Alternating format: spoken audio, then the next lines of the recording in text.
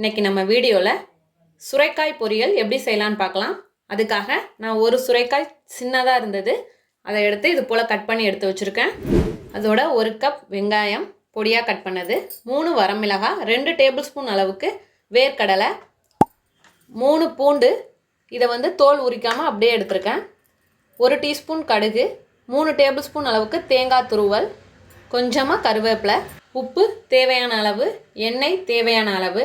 இப்போ எப்படி செய்யலான்னு பார்க்கலாம். இப்போ ஒரு கடாய் எடுத்திருக்கேன், இதில் வேர்க்கடலை சேர்த்துக்கிறேன். ஒரு 2 நிமிஷம் நல்லா வறுத்துப்போம். இதை ஒரு பிளேட்டில் மாற்றிக்கலாம். ஒரு 2 நிமிஷம் வறுத்தா போதும்.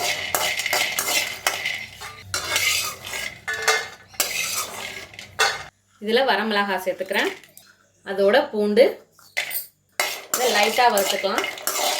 எண்ணெயே சேர்க்காமல் லைட்டாக தான் வறுக்கிறேன், மீடியம் ஃப்ளேம்லேயே வச்சுக்கலாம். இப்போ வறுத்தாச்சு, இதையும் அதே பிளேட்டில் மாற்றிக்கிறேன். இப்போது இது ஆறுனதும் கடலையோட தோலை நீக்கிட்டு ஜாரில் சேர்த்து கொரப்பாக அரைச்சி எடுத்துகிட்டு வந்துடலாம். இப்போ அதே கடாயில் 1 ஸ்பூன் எண்ணெய் சேர்த்துக்கிறேன். இதோட கடுகு வெடித்ததும் வெங்காயம். நான் வெங்காயம் அதிகமாக தான் சேர்ப்பேன், அப்போ தான் டேஸ்ட் நல்லாயிருக்கும்.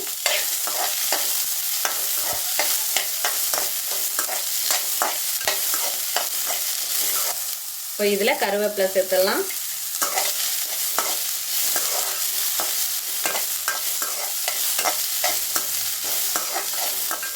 இப்போ இது போல் கண்ணாடி போல் வந்ததும் வெங்காயம் வதக்கிறது போதும்.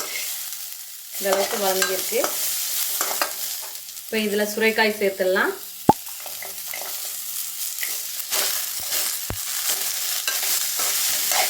சேர்த்துட்டு ஃப்ளேமை கம்மி பண்ணிக்கிறேன்.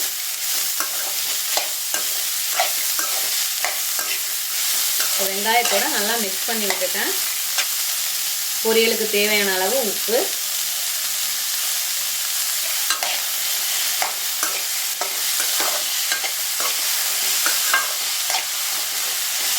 நல்லா மிக்ஸ் பண்ணியாச்சு. இதில் கொஞ்சமாக தண்ணி,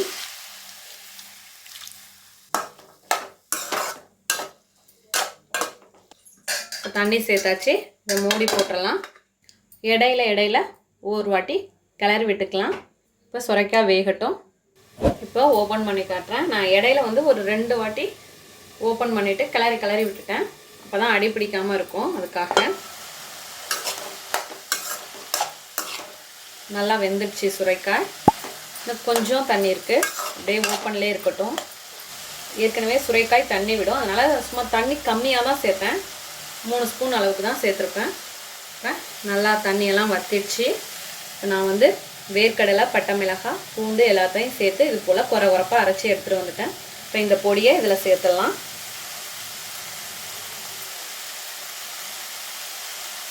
சேர்த்துட்டு அப்படியே கலந்துட்டேன்.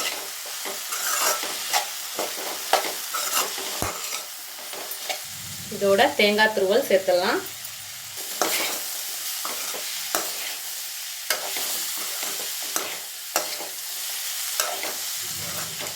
ஒரு 2 நிமிஷம் நல்லா வதக்கிக்கலாம். அப்படியே அந்த வாசனை அவ்வளோ சூப்பராக வருது.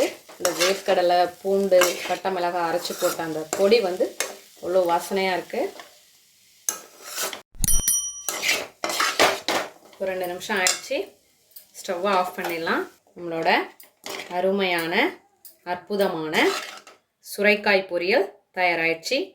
இதே போல் நீங்களும் உங்கள் வீட்டில் செஞ்சு பார்த்துட்டு எப்படி வந்துச்சுன்னு கமெண்ட்டில் சொல்லுங்கள்.